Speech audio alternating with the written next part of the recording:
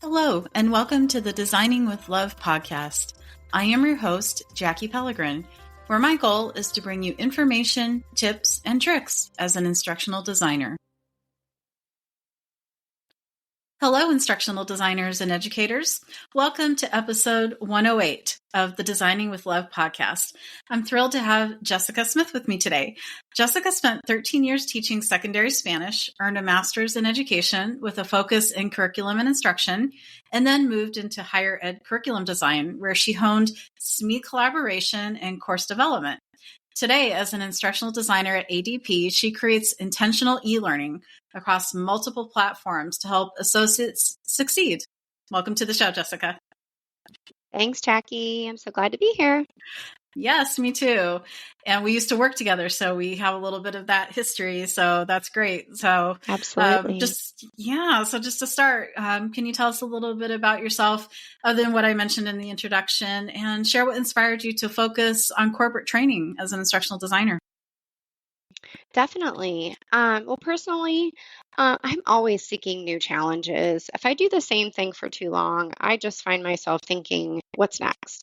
Because I just like to learn and grow and just do different things, and kind of reinventing myself as far as my career goes. I just enjoy doing that, but it's always within the realm of learning in some way, shape, or form. In corporate training in particular, really just I thought I would really enjoy that because I love helping people learn, but when it comes to corporate training, obviously, I love helping people learn to do their jobs more effectively and efficiently, and just helping them to experience success in their everyday tasks, regardless of what it is that I create for them, whether it be a multi-day training or just a 3-minute video. I think no matter what, I'm helping them be successful in their job, and that's what I really enjoy and fills up my cup.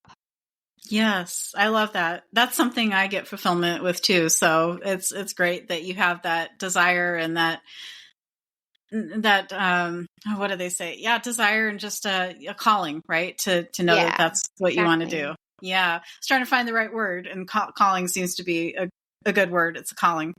Absolutely. Yeah. So you found your calling. I like that. So yeah, that's wonderful. So to set a clear bridge for all my listeners that may be coming from K through 12 or higher ed, what are 3 strengths from your teaching and your curriculum background that transfer directly into corporate L&D, and how do you translate each one into business language leaders can understand? That is a great question. If you're in the field of education, you have a deep understanding for any amount of years. You're going to get an understanding of just how people learn. And yes, we could go into all the theories, the various models, and adult learning versus K-12, and those are definitely worth pursuing and educating yourself on. But those skills are really easily transferable. So whether you're teaching little ones or you're teaching adults who have been doing their job for many years, it really doesn't matter. It's just understanding that, just human learning in general. Their motivations may be different, and the way your tone may be different, and the way you give them information. But regardless, just it's kind of interesting how if you asked somebody on the street, teach me how to do this, they might not even know how to start, but a teacher would know how to do that. Step 1, step 2. So you know what I mean? Like they would be able to figure that out. And then when you see those gaps in learning, you know how to dissect that disconnect between what do they currently have, current resources or lack thereof, and what does the learner need to be successful. You can mitigate those missed learning cues. You can figure out, okay, this, and this, but what is it that you're not quite getting? And teachers really hone that skill over the years. They really get good at, just drilling down to what is the problem here, to where we're having a disconnect or something like that.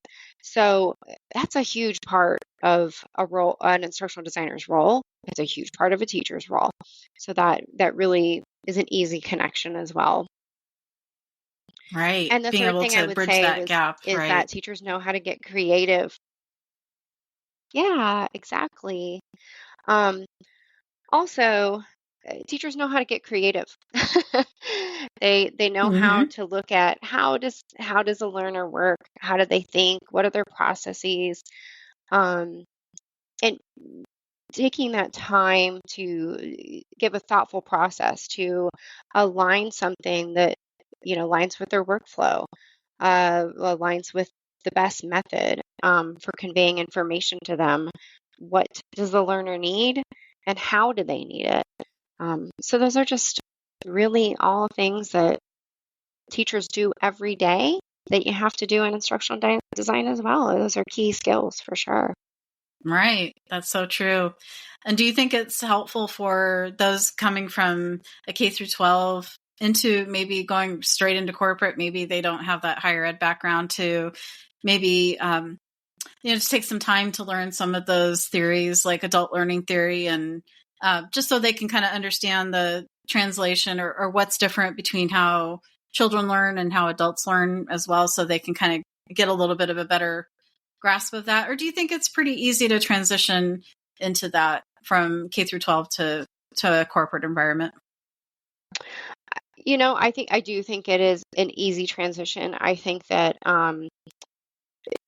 to people who have taught for any amount of years will certainly find it very intuitive. Um, but that being said, I definitely think it's worth looking into. I mean, those theories and adult learning um,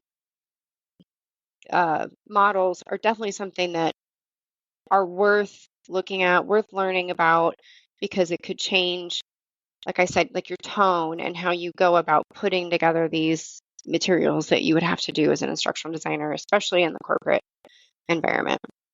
Right. Absolutely. Definitely different from K through 12 or even higher education, right? And Right, our right. language and, just how we put together materials. Yeah, that's true because I went from higher education, then went to corporate, then in higher ed, I was doing employee training. And then I went to corporate and did that as well, higher ed or the employee training. And then, as you know, I came to, where we used to work together and went into curriculum. And that was such a difference. I mean, even though I was doing adult training and things like that, going to curriculum was so different. So I was like, oh, I have to really kind of retrain myself a little bit and just get up to speed on what's the difference.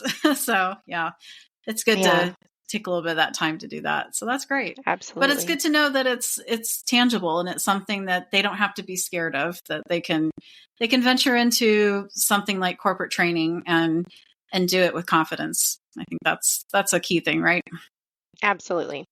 Yeah, exactly. Don't be intimidated. Yeah, you can I always always tell be an that to asset. yep, exactly. I always tell that to my students and everything. So I'm like, don't be intimidated. Yeah, you're an asset to it. You just don't realize, the potential that you have until you start doing it. So it's great. So true. It's good Absolutely. advice. Yes. So as we know, corporate timelines can move quickly, sometimes maybe even faster than in education. So when you partner with your SMEs at ADP, what does the intake and the scoping process look like? Maybe from first conversation to sign off, and what's one risk you watch out for early that helps you keep that scope realistic? Oh, always got to watch out for that scope creep. That's for sure. Yes. Um, well, obviously, to start off, you need to know what does the learner need to know, and really how deep does it need to go? What might be their prior knowledge, those types of things.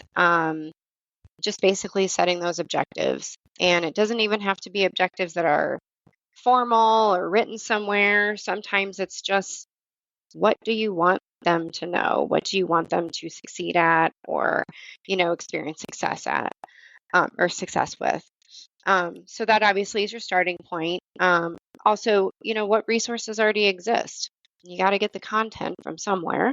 So, what have the people who are going to be using this training or materials, what do they have so far? What are they using in the day to day?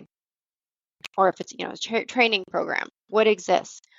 And also, if there is something that exists, what's wrong with it? Does it just need to be updated? Does it just not working so well? And, Right. they're finding learners just aren't having success with it or things like that. So just doing a lot of discovery in the beginning, taking the time to do that from the get-go obviously is going to make your client be much happier with the end result. Um, because if, they just come to you and say, I need a training that's based on this, and you just get going, you could recreate something that already exists that isn't going to wow anybody. Right. So, yeah, so you need to know what's already there and what do they need to know, and any pain points are as helpful. And I guess from there, the next step would be figuring out, what tone and method do they prefer, whether it be um, really like a formal training, how long is it going to be, um, multi modules and things like that. Are they wanting something that's instructional, just just step by step, job aid type of a thing? Or do they want something really interactive where the learner's going in and it's saying, here's a scenario. What would you do? Get feedback as they go, possibly. They're practicing and, trying out those skills as they're learning them. So really, it just depends on all of those things, that's going to set you on the right trajectory for making your client happy for the end result.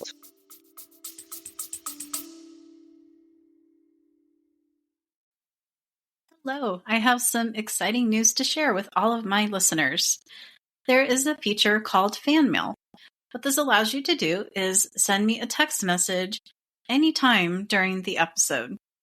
There's a link located at the top of the description in each episode, and it says send Jackie a text message. So when you click on that link, you'll be able to send me a message letting me know what you thought about the episode and if you have any ideas for future episode content as well. I look forward to seeing your text messages. Thank you.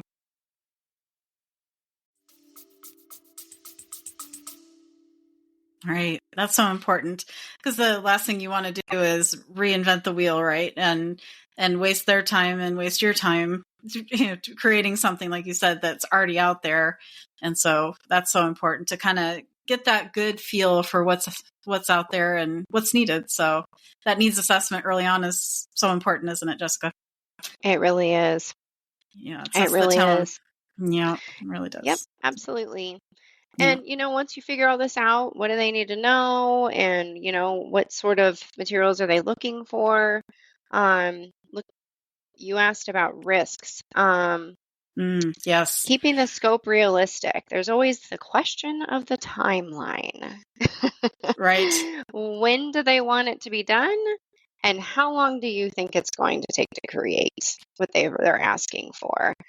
And that's really just something, if you're not, familiar with instructional design, it just really takes time. And, your seasoned instructional designers are going to say, okay, realistically, it's probably going to take you this amount of time to create this. And, together, hopefully, between you and your SME, or sorry, yeah, between you and your SME, you can find a happy medium where I can create this deliverable by this period of time. So everybody is happy and you're not pulling your hair out trying to meet an unrealistic deadline. And throughout the process, it's also important that your SME is available to you so you can regularly discuss content, having those regular check-in moments and saying, hey, does this look right? Am I going in the right direction? Is this what you're looking for? Do I have the correct information? Things like that. Because you hate to get to the end and then be like, ta-da, and it's all a mess or something that they don't want. Right. So having regular check-ins is important. SMEs do need to be involved throughout, and that may look differently depending on their deliverable and what you're creating, how often you need to meet, but it is important to make sure that they are involved. So when you get to the end, there's no surprises and, they can just be thrilled with what you've created for them. Yes, that collaboration and iterative process with them is so important. Yeah, no surprises at the end, right? Yeah, we want to Yeah, make sure that, definitely. yeah, No yeah, surprises at the end. And another thing that we always considered, and I really took that with me into the corporate world when I worked with you, Jackie, we always considered longevity of the materials that we created. yes, How can we make it as timeless as possible? Now, granted, nothing's completely timeless. right, Everything's going to have to be updated at some point. But, constant upkeep is problematic. And in the corporate world, constant upkeep costs money. right, Um, so you have to, talk to your SME about things that they might not want to include, like specific websites, naming certain other training materials where the names could be changed or websites can break and things like that. Just sticking to the focus and the content of the training and trying to prevent that constant upkeep is just it's gonna save money and time both, and frustration too. absolutely, right. A term I've used quite a bit over the years is that you want to try to make sure it's as evergreen as possible. Like you said, Yes, you can't always do that, but as much as you can, try to keep it as general. Like you said, no specific names, websites, things like that. And that way, if you want to put it in a reference material or something like that, it's a little bit easier to update, right? Than having to go into an e-learning module and having to update that. So anytime you can definitely, kind of save yourself and everybody else that time and energy, I think is so important. Yeah, that's true. for sure. Absolutely. And in corporate, they appreciate that a lot when you don't have Oh to yeah, constantly go in and update things. And we know in curriculum, the same thing is true. We don't want to open up a course multiple times. So the same thing is true with corporate too. They don't want to have to open up a training 3 or 4 times a year and have to say, oh, we have to update this again. Oh my goodness. Yeah. So yeah, yeah. yeah. That's no fun for anybody. Right. Exactly. So I know we've talked offline that you work across several e-learning platforms. So how do you kind of decide which modality to use for requests? Say like a short interactive or a guided module. You talked a little bit about that, or maybe performance support resource. And maybe can you share one example of where that choice led to a measurable outcome for associates? Definitely. Where I'm at right now, I haven't been in the corporate world for very long, just a year. And the corporation I work for is so big that at this point, almost all my scoping and planning and all those types of things is already done for me when I'm given a project. Um, but I'm learning how, when a project comes to me, I am given the background of how they've come to that decision because the decisions have kind of already been made at the time that I receive them. But that's certainly not all instructional design jobs. It's just because I work for a very large corporation with a lot of Right. different people with a lot of different roles. So we have analysts that kind of do that a little bit before I do. Um, but I know one thing for sure, something, like I said, I'm given the background information when I receive my projects. And something that's, number one part of a project, is it for the client or is it for an associate? So is it for an employee of the company I work for? Or is it for a client who's using our products? So, for example, I'm on a pretty large project right now where it's a client facing project. I'm sure associates could probably use it too, and it would be helpful. But they're quick in application videos that are just basically how to's from 3 to 5 minutes, where it's, very instructional. Click here, click here, click here. They can watch it again and again. It is built into the product. So they just can click on the little thing that says watch a video if they want to know how to do something. And I can quickly, get them on track for the task they're trying to accomplish. Um, it's important to know when I'm creating these, what is the prior knowledge that the learner has. In this case, like I'm talking about these client videos I'm making, they're already a trained professional. They don't need to know how to do their job. I don't need to teach them how to do their job. I couldn't if I tried. But they just need to know where to select and what to do specifically while they're in the product so they can move on and accomplish that task when they're in the tool. Right. So that's just a quick example of something I'm on right now. Wow, that's great. What kind of tool are you utilizing to make those short videos? Is it a combination of different types of technology tools, or have you found That's a a great go-to? question. Yeah. Yeah, so I'm using Camtasia for Oh, my cool. screencasts. So I'm going into the product, and I'm doing the click here, click here, and showing what happens in the interface while I'm making those screencasts. And then for the audio, AI sounds much better than I do and doesn't make mistakes. So I use Synthesia for that. And actually, I'm importing my Camtasia videos into Synthesia. So I have the audio, I have the video, I can do call outs in there, pointing at and highlighting certain things. And then part of the project is this also a translation project. So I'm creating them in English and then I'm creating them in Spanish for my Puerto Rican friends. Wow. So I can do that with a push of one button in Synthesia. That's pretty cool. Wow, that's neat.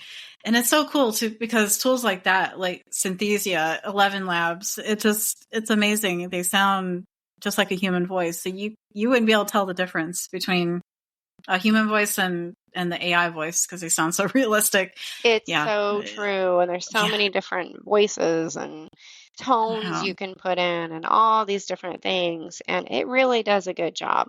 It Right. really does an amazing job. That's So, amazing. I've used Camtasia before to do videos and it's great. And I haven't used it in a while, so I'm sure there's multiple features now that you're using that weren't even in existence then. But then I'd have to do the voiceover or I'd yep. do it in Captivate and I'd have to do the voice and do all the voiceover. And then I remember having to do text to speech.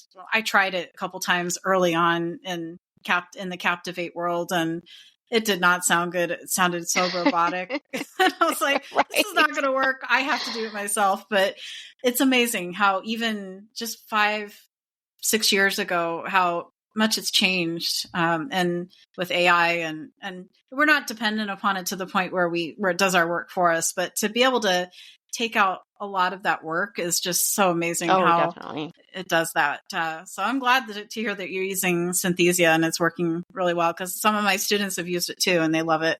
So it's great to hear that it's working for you and you're able to make use of it in a great way. So yeah, I like that. Definitely. Because I'm the same way. When I go to record videos, I mean, I can make it work, but then if I make a mistake, I want to hit stop. Nope, do it over again, and then Yep. who knows? 10 takes later, I could get it, but is it going to be? It may be okay, but you're right. When it's client facing, you want to make sure it's the best it can be, and so employee training too. You want to make sure it's polished and it's good, and there aren't mistakes in it. So I get you on that one. Definitely. Yeah. It's got a lot of cool features. So Yeah, I'm that's glad great. that we have that. Especially with client facing when it comes to corporate and with ADP being such a large organization and having they have so many, businesses and so many corporations that are part of that ecosystem, right? So that Right. rely on ADP for payroll and things like that. So it's a big type of thing. So being able to provide that type of training and know what they need and know that they don't need to have, like you said, all the background. Just give them what they need so they can just get the video and then move on from their day, right? And yeah, that's great. I love that. Exactly. That just-in-time Yes. learning. Yes, so important. Yeah, so I wanted to present a bonus question. So before we close out, what's one thing someone with academic expertise like yourself can do in the next 7 days? Maybe no budget required on their part to move their transition to corporate instructional design forward in that process, especially if they're interested in moving into that corporate world like you are. Absolutely. I just kind of started by looking at maybe, you know, companies that I might want to work for or jobs that I might be interested in, I reached out to a few people who had done the same thing as I did. They had gone from the world of education and moved into the private sector. And I thought, what did you do? What did you do to get where you are? And so it was interesting to kind of to hear from them a little bit. I got a lot of tips from people on the types of things that I might be able to do. Um, and as you dig into looking at maybe some job descriptions that you might be interested in, what are the qualifications? What are they looking for? Maybe there's some e-learning tools that they want you to know. You can check out those products by getting a free trial. You can get like a month-long free trial, watch some demo videos, maybe play around with them and make a few, get Camtasia, get Synthesia, get whatever, and play around with them and see what you can create, because I think almost all of them offer a free trial these days. So, give them a try. Um, Right. and another Yeah. thing you might be able to do if most teachers probably have their masters already. Um, I really didn't want to get another degree. I just didn't feel like going all the way with another degree. My master's is in curriculum design, and I thought, I just don't really want to get another master's. So I did a graduate certificate, and it didn't take me very long.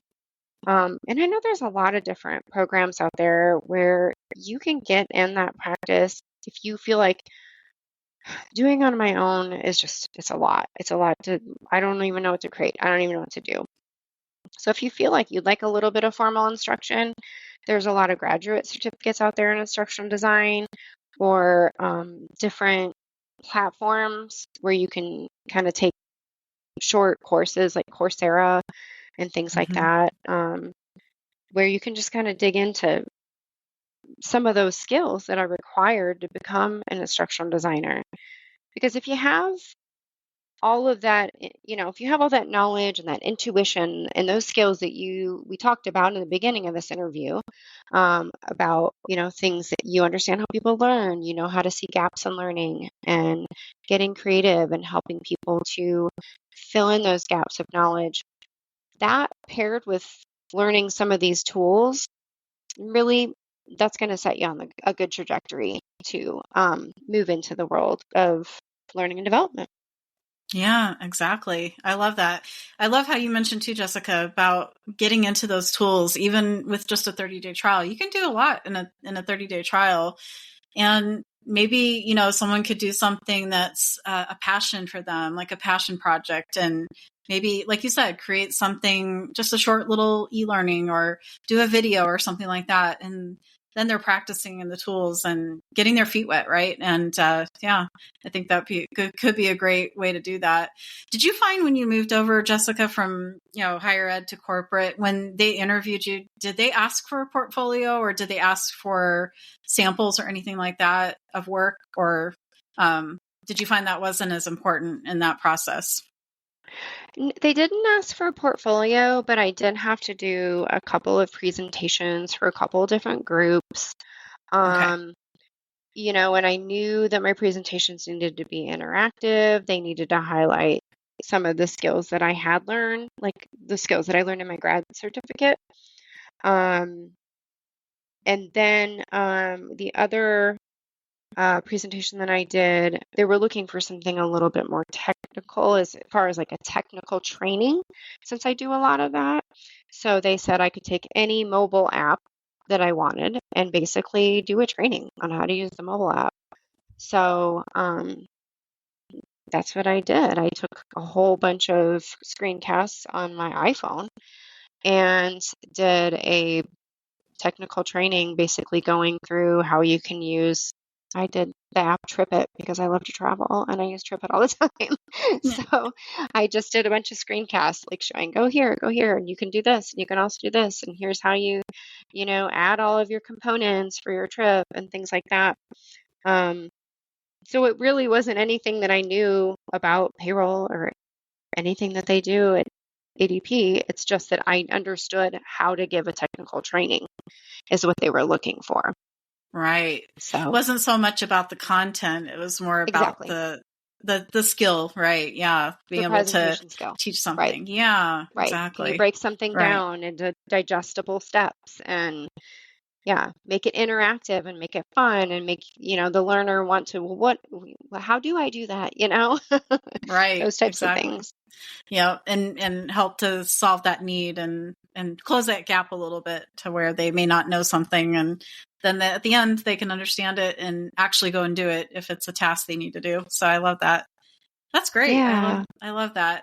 Yeah. So they may not need to have a formal portfolio, but maybe have some little samples ready to go. And that's where the practice, I think, can come in, where it may not be perfect. It may be what we call sometimes a dirty design. It may not be perfect, but that's okay. I think sometimes employers want to see that there's something there, that there's, that the process is there. It's a even Right. if it's a work in Exactly. progress. Yeah. Right. And Exactly. I like So, what you yeah. said earlier, Jackie, about it can really, the content doesn't matter. It can be on anything that you enjoy doing. Both of my presentations were extremely travel focused, and it didn't, has nothing to do with ADP. Right. It's just my passion. So that's what I felt like creating my presentations on. And comically, I just saw one of the corporate leaders who was in my interview the other day, and she said to me, I remember your interview. I still use that app that you did that presentation on. I was like, oh, that's so Wow. cool. That's I neat. showed So you a year something new. later, yeah. Yep. Yeah. It shows that what you did made an impact. And yeah, if Exactly. someone can remember it a year later and say that they use it, that's, Yeah. that's cool. Yeah. That's neat. Yeah. I love that, because so many times, I talk to other educators that want to be where you are now. They want to go from K through 12 to corporate or to higher ed, something like that. But they're just scared of how to do that. Or I have students that are just, apprehensive. They're not sure how to go about that. And they think that and I used to be this way too, to be honest. I thought my things had to be perfect and polished. And that's how Yeah. my students are too. They're like, it has to be this way. And I'm like, just focus on what it is that you're learning, like the craft of it, and the rest will come later, right? The polished Absolutely. stuff will come later. Yeah. It's just focusing on the models, the theories, how to put them into practice, and the technical tools, and then all of it will follow later on. You'll get that in your train, when you go into your training and when you are on the job. So it all comes in time. So I try to ease their mind a little bit with that, and it helps usually, because they think they It have to does. know it all. I'm like, no, you Yeah. don't have to. And the thing is, you can seek for that mentor. I mean, I was formerly provided a mentor in this position, and that's my go-to person. Like I don't know how to make this tool do this, or I don't know how to fix this timing, or whatever. And Right. you've got, oftentimes if you join a learning and development team, you're going to be introduced to someone who's been doing it for a long time. And that learning process will just continue, as you get into the job. And as long as you've got the basics down and you've got that intuition down, because that's the part that's hard to teach, right? It's hard to Right. teach somebody to have that intuition about how people learn. And that really ties back to, if you have been a teacher, if you've been in education, you just have that intuition. It's just built into, what you've done over years. And that's the hard part to teach. Teaching somebody how to use a tool like Camtasia, that's the easy part. So, Mm-hmm. Yep. yeah. Yeah, that's true. And the tools keep changing over time. Technology, we always have to keep up with it. So it's going Yeah. to be a constant learning curve, I think. Just when you think, oh, I've mastered this tool and I know how to use Camtasia now and I know all the bells and whistles, and then they go and change the user interface, or they go and add a feature or something, or how you utilize that feature. So I always tell my students too, don't get married to these different tools too much. Yes, it's good to know it, but just know that something's gonna change along the way. A button may move, or a feature may change. So, Right. it's important to know it, but but don't get so engrossed in it that all of a sudden it changes and it feels like it rocks your world because like, oh no, it Yeah. changed. Now what do I do? Yeah. Or your company Yeah. decides not to pay for the license anymore and you got to use a different one. Right. You Oh know, yes. you just never know. You just never Exactly. know. Yep. Yeah. When I worked at PetSmart and I was doing a contract job, they were moving all their e-learning from Captivate to Articulate 360. And I was like, Hmm. that's a big shift. That's a big change Oh, because yes. they didn't want to have Captivate anymore and they were switching over. Or sometimes I've seen it vice versa where they had Articulate and it was too expensive and then they decided to move to Captivate. And so those two programs, as we all know, are not the same and they're No. very different from each other. And you can't just copy and paste or, move that project file over and just plop it into the other tool and then voila, it's okay. You have to do a lot of work. So yeah, so Yeah. it's so important. That's a good point, Jessica. I love that. You just never Yeah. know. They may be like, yep, we don't want this tool anymore. It's too expensive or it's out of our budget. Priorities can change in the corporate world so fast. So yeah, That's from for year to sure. year. Yep, absolutely. So as we wrap up, what's one of your top tips or advice for listeners who are looking to transition into instructional design or maybe just starting out in the field? Because you're a year in, so you're not just starting out, but you're still kind of fresh into it. So what kind of advice or tips would you give to them? Um, I already kind of mentioned a little bit, talk to some people who have done exactly what you're looking to do. Figure out what did they do? And maybe that's, you start following some professional learning and development groups. Maybe, join some more organizations on LinkedIn. Um, Go to a conference. Have just sit down and have coffee with someone who's been in instructional design for a while. Um, just basically learn. Mm-hmm. Gather as much information as you can, um, because the term instructional design had, back when I was teaching, it kind of called to me, back to the calling. It called to me. I was like, oh, what is that? What is instructional design? And the more I dug into it and the more I looked into it, I was like, I really think, once I'm ready to leave teaching, this is the route I want to go. And just continue to learn more and more about it. And um, like we already said, just check out those e-learning tools, check out, what certificates or maybe modules you can do online. LinkedIn has a wealth of information. LinkedIn has tons of stuff you can do. You can be like Absolutely. a career you're looking Yeah. for. Put in instructional design and it'll give you all sorts of things that you can go through, and you can put that as part of your LinkedIn profile. You can put that in your resume. So those are some really easy and really free things that you can do.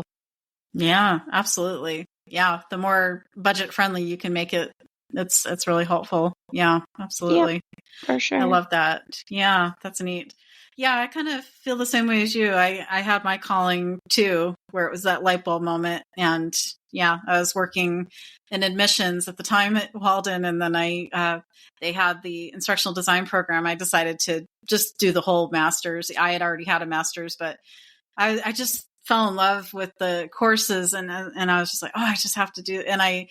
It's funny, Jessica, because I kind of had that same epiphany moment where I was like, I knew there was a name for what I wanted to do, but I just didn't Mhm. know what it was. I was like, oh, instructional design. What is this? And I got curious Mhm. about it. Yeah. And looked into it more. And then I was sitting at my desk at work and I was just like, that's it. That's what I want to do. And then Yeah. everybody looked at me and they're like, what are you talking about, Jackie? And I'm like, yeah, you don't understand. This is, yeah. So it was funny, but, yeah, it's when you know that's your calling and you have that epiphany. Yeah, it's meant to be. So I'm glad that you're in your element and you love what you do. So that's great. Awesome. Yep. Yes. And Well, you're in your yeah. element too, Jackie. Yes, I love it. Yes. Well, thank you so much, Jessica, for all the tips and insights you've shared today with us here. I know my listeners will put your tips to work as they transition into corporate L&D and chart their own path and just kind of go towards what they're passionate about. So I appreciate it. Absolutely. I'm happy to have joined, and best of luck to everyone. Yes. Appreciate it. Thank you for taking some time to listen to this podcast episode today. Your support means the world to me. If you'd like to help keep the podcast going, you can share it with a friend or colleague, leave a heartfelt review, or offer a monetary contribution. Every act of support, big or small, makes a difference, and I'm truly thankful for you.